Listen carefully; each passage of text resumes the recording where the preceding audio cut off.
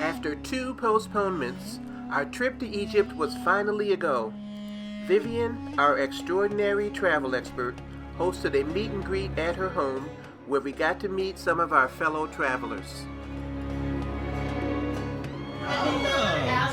Vivian's Egyptian-themed decorations put us in the right frame of mind and got us excited about the upcoming trip.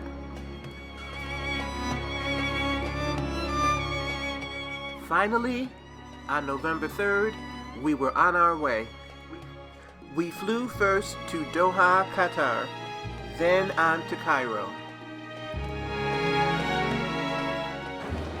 At the airport in Cairo, we were met by Taha, who gave us our visas, got us through customs, and onto the bus to the hotel.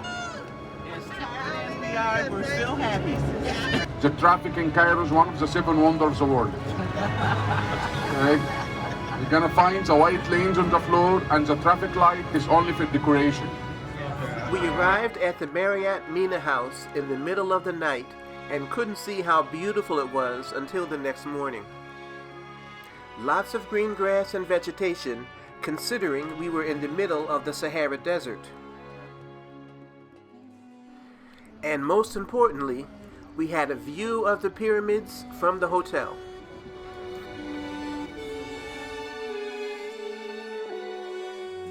That morning, we met Tifa, who was to be our guide for the entire adventure.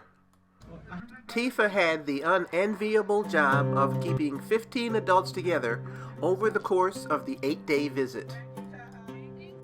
What is the first thing you do when visiting Egypt? Visit the pyramids, of course.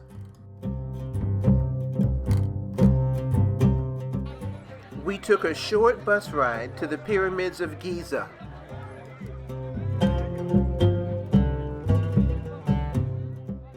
You could enter one of the pyramids if you were adventurous and agile.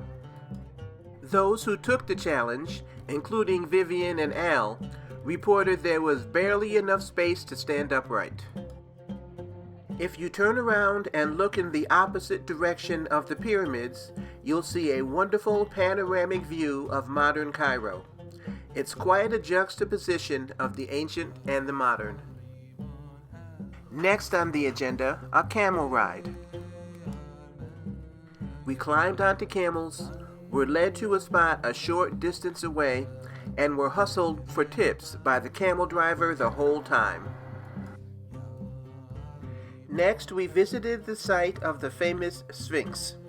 It's hard to imagine these structures were built without modern equipment.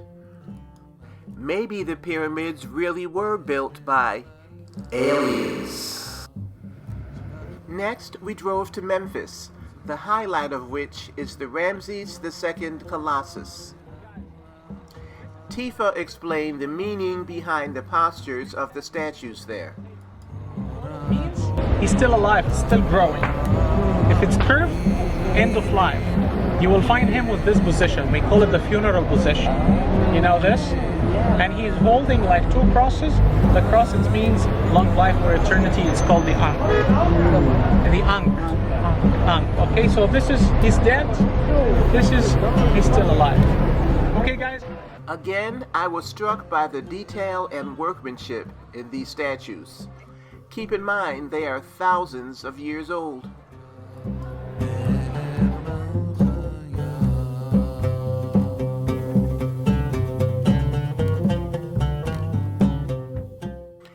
November 6th. We visited the Alabaster Mosque of Muhammad Ali and the Egyptian Museum of Antiquities. Our final stop was a bazaar in Old Cairo.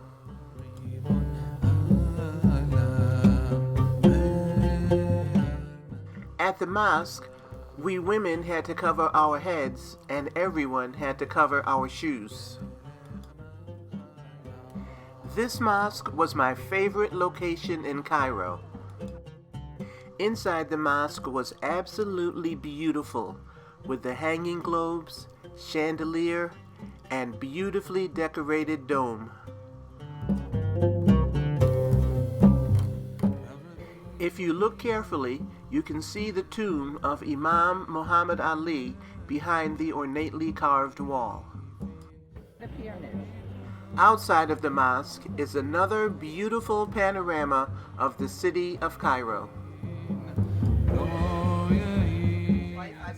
The bazaar vendors in Cairo were extremely aggressive. Haggling over price is expected.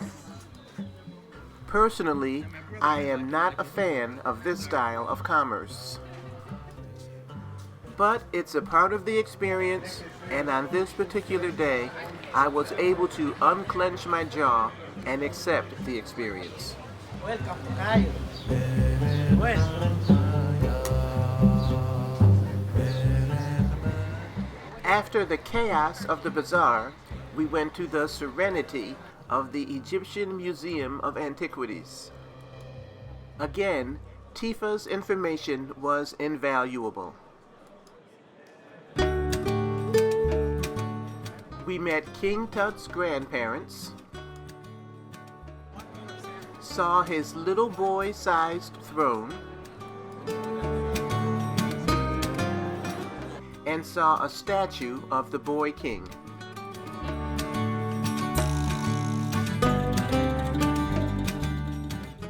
We saw the actual mummified remains of King Tut's mother, which was probably damaged while being removed from the tomb. The Egyptian Museum of Antiquities is home to the famous King Tut exhibit. Unfortunately, photography is not allowed inside that exhibit.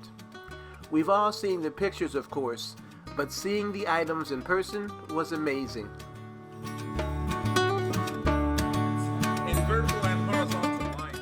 After the museum, we went to a papyrus demonstration and learned how papyrus is made. So we didn't add any chemicals for glue. Only just to recover it. And we put it under the press down for another 6 days. I found the perfect gift for my daughter and son-in-law, and I was able to watch while the gift was personalized with their names written in hieroglyphic alphabet.